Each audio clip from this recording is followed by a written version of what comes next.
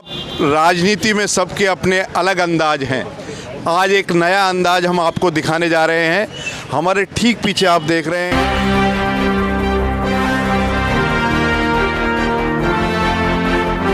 आमजन कमेटी में भी जाके दुखी है।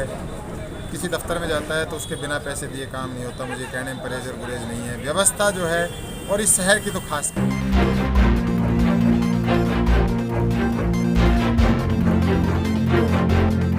शीशे के घर में रहता है, उसको पत्थर नहीं फेंकना चाहिए। मैं जब वो खुद मिनिस्टर थे तो उस टाइम में मैंने उनको ये कहा था, कप्तान साहब आप मंत्री हो और आपको जांच करानी चाहिए। अगर सतीश भूमाफिया है तो आपको उसको अंदर कराना चाहिए। सतीश यादव अगर कोई कब्जे करता है तो आपको अंदर कराना चाहिए। सतीश यादव में कोई इनकम टैक्स की चोरी करता है तो आपकी सरकार को उसके ऊपर कार्रवाई। भाई कैप्टन अजय सिंह आज मंगोलिया जो एक वो सोसाइटी है जिसकी 100 करोड़ रुपए भी कहते हैं उसमें फ्लैट है, 50-60 करोड़ रुपए से शुरुआत है, जिसकी लाखों रुपए तो केवल मेंटेनेंस चार्ज देते हैं। मैं तो मेरा ये सवाल, एक बार जो इन्होंने बाईपास बनवाया है उस पर मेरे रेवाड़ी के लोगों के आपके माध्यम से रेवाड़ी के लोगों को प्रार्थना करता हूँ कि एक बार उस बाईपास को जरूर देख के आओ कि किस तरह से आए दिन रोज घटनाएं हो रही हैं रोज, और किसकी जमीन थी, किसको फायदा देने के लिए इन्होंने वो बाईपास बनवाया। कि दुर्दशा का जिम्मेदार है कैप्टन अजय सिंह, है, आज भी है और पहले वही था, आगे अगर उसको मौका दे दिया तो वही रहेगा। तो इन घरानों से बचो।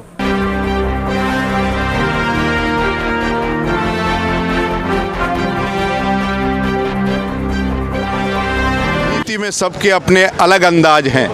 आज एक नया अंदाज हम आपको दिखाने जा रहे हैं। हमारे ठीक पीछे आप देख रहे हैं पूर्व जिला प्रमुख सतीश यादव बैठे हैं। सतीश यादव चाय की दुकान के बाहर एक तख्त पर बैठे हुए हैं और उनके चारों तरफ शहर के ही कुछ मौजूदान लोग बैठे हैं, जो कोई सुबह सैर पर निकला है, कोई चाय पर निकला है, और सतीश यादव उन्हीं के साथ चर्चाओं में व्यस्त हैं। ये चर्चाएं हो रही हैं शहर के विकास को लेकर, ये चर्चाएं हो रही हैं शहर की समस्याओं को लेकर। इन समस्याओं का समाधान कैसे हो इसको लेकर भी मंथन हो रहा है। यह भी निश्चित है कि सतीश यादव चुनावी मैदान में उतरेंगे और मैदान में उतरने से पहले अपनी ज़मीन को भी तैयार कर रहे हैं। हमारे साथ हैं प्रिंस भैया, जो शहर में जिनको परिचय की ज़रूरत नहीं है। प्रिंस भैया, क्या पूरा कार्यक्रम सतीश यादव ने शुरू किया है जो हम देख।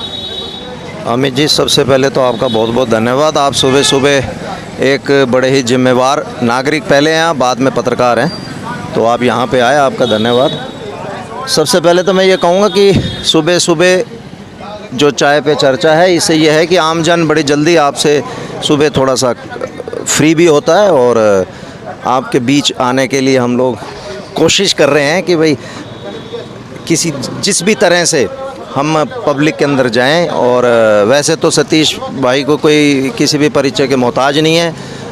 पहले बार के एसोसिएशन के प्रधान भी रहे हैं, जिला प्रमुख रहे हैं, 2 बार विधायक का इलेक्शन लड़ा और रनर अप रहे। तो कोशिश है हमारी और पूरी उम्मीद है कि पब्लिक के अंदर हम हमेशा रहे हैं और पब्लिक हमारा साथ देगी। तो देखिए, जो पूरी जद्दोजहद है पब्लिक के अंदर खुद को रखने की है, और सतीश यादव इसी शहर के बाशिंदे हैं, इसी शहर के बीच में रहे हैं और जानते हैं, एक एक व्यक्ति को जानते हैं। आने जाने वाले लोग जो इनको देख रहे हैं, उनके स्कूटर के ब्रेक लग रहे हैं, यहाँ पर चर्चाएं कर रहे हैं। हम थोड़ी देर में सतीश यादव जी से भी चर्चा करेंगे कि आज क्या पूरा ये अभियान शुरू करने जा रहे हैं। यादव जी बैठे हैं और शहर के लोग भी हमारे साथ हैं। चाय की दुकान के बाहर तख्त पर बैठकर इन्होंने चर्चाओं का ये दौर शुरू किया है। हम बात करेंगे सतीश यादव से कि क्या वो पूरी चर्चाएं करने आए हैं शहर के लोगों से और ये क्या पूरा अभियान करेगा। यादव साहब, क्या चाय पे चर्चाओं के साथ क्या अभियान शुरुआत कर रहे हैं? नहीं, मैं कोई अभियान की शुरुआत नहीं है, तो अपने घर परिवार के लोगों से मिलने आए और यहाँ एक सार्थक चर्चा हुई। जब आप लोगों के बीच में जाओगे तो आपको बहुत सी दुश्वारियों का, बीमारियों का पता लगेगा। मैं आज भी इस देश में सबसे बड़ा नेता जो देवलाल को मानता हूँ, उसका एक कारण है चौधरी देवलाल आम जन में बैठ के और जनता की समस्याएं सुनते थे। उनके बीच में कोई बिचौला नहीं होता था कि कोई बात अपनी बात नहीं रख पाए। और आज जो छोटे छोटे काम चौधरी देवीलाल करके गए, आज का मैं मुख्यमंत्री महोदय की भी कहूँगा, जो अपने हमारे जो आज नायब सिंह सैनी साहब हैं, ये भी मुझे ऐसे आम आदमी से लगते हैं कि इनके पास भी कोई जाके आप अपनी बात रख सकते हो।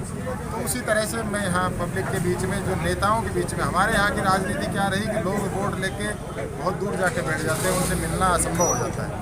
तो कोई भाई गुड़गांव में मंगोलिया में रहता है जहाँ कीमतें ही 100 करोड़ रुपए फ्लैटों की, और कई फ्लैट, एक नहीं कई है, जहाँ की मेंटेनेंस चार्ज ही लाखों रुपए महीने का, जो आम आदमी की पहुंच से बाहर है।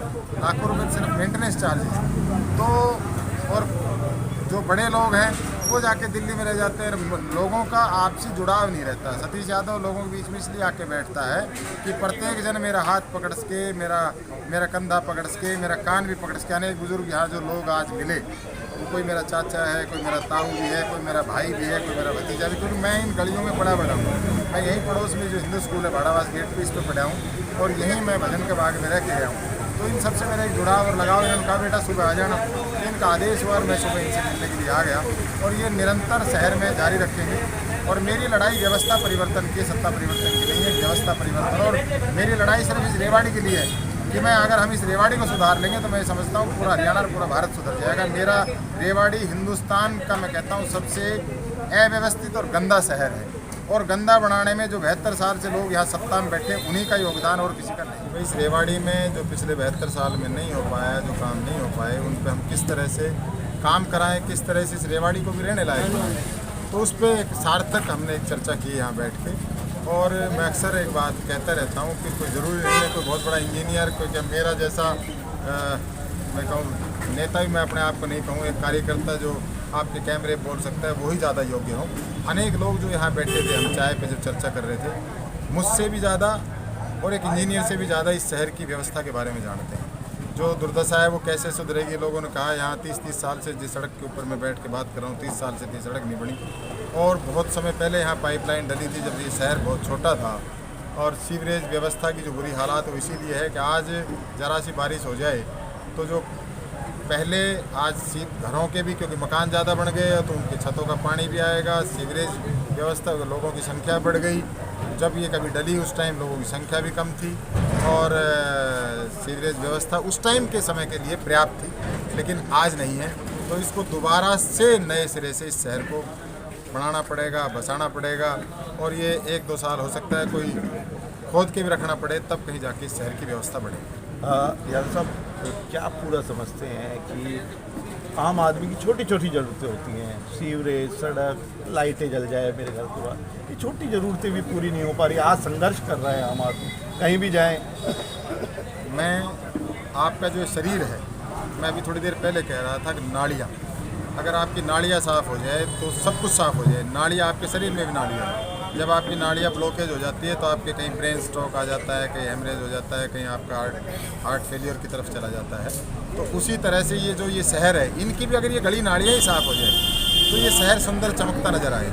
आज आमजन कमेटी में भी जाके दुखी है, किसी दफ्तर में जाता है तो उसके बिना पैसे दिए काम नहीं होता। मुझे कहने में परहेज और गुरेज नहीं है। व्यवस्था जो है, और इस शहर की तो खासकर बहुत ज़्यादा ख़राब है। यहाँ के जो नेता हैं, पिछले दिनों शायद आपके चैनल में किसी दूसरे पे मेरा जवाब दे रहे थे भाई मेरे बड़े कैप्टन अजय सिंह, कि सतीश यादव शीशे के घर में रहता है, उसको पत्थर नहीं फेंकना चाहिए। मैं जब वो खुद मिनिस्टर थे तो उस टाइम में मैंने उनको ये कहा था, कप्तान साहब आप मंत्री हो और आपको जांच करानी चाहिए। अगर सतीश भूमा भी है तो आपको उसको अंदर कराना चाहिए। सतीश यादव अगर कोई कब्जे करता है तो आपको अंदर कराना चाहिए। सतीश यादव में कोई इनकम टैक्स की चोरी करता है तो आपकी सरकार को उसके ऊपर कार्रवाई करनी चाहिए। मेरा जीवन खुला है, मैं इनकम टैक्स जो भरता हूँ, जो व्यापार जो करता हूँ, वो सबके सामने खुला है, वो कोई किसी से दुराय नहीं है। और मैं किसी ऐसे पद पे नहीं रहा कि मैंने उस पद का लाभ लेके अपने आप के अपने घर पर लिया हो।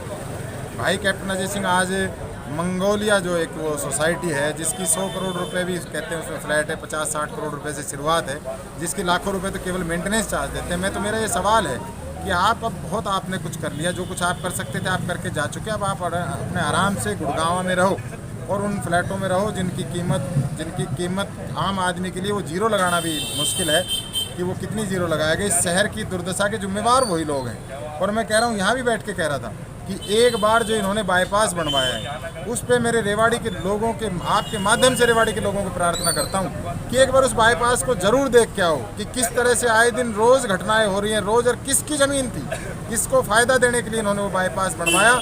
और इस शहर की दुर्दशा का जिम्मेदार है कैप्टन अजय सिंह, है, आज भी है, और पहले वही था, आगे अगर उसको मौका दे दिया तो वही रहेगा। तो इन घरानों से बचो, और इस शहर को अगर बचाना चाहते हो तो इन लोगों से अपना बचाव करो।